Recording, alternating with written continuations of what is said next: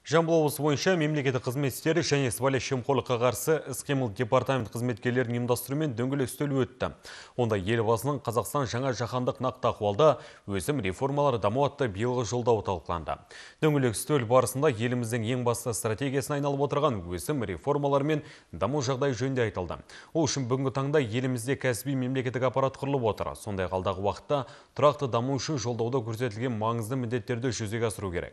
Оның ішінде сыбайлас жемқорлық әрекеттерінің алдын алу мен мемлекеттік қызметкерлердің біліктілігін арттыру мәселелері бар. Жиында облыстық департамент қызметкерлері алдағы уақытта қоғамда сыбайлас жемқорлық мәдениетін қалыптастыру үшін күш салып жұмыс істейтіндіктерін жеткізді.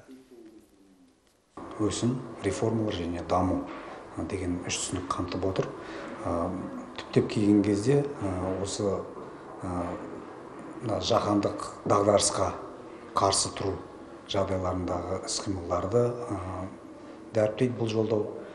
Және бұның ішіндегі ең маңыздысы өсім үшін, елбасы айтып кеткендей, экономикалық өсім үшін ең бастысы қажетті қолда бар ресурстарды тиімді пайдалану деп айтты.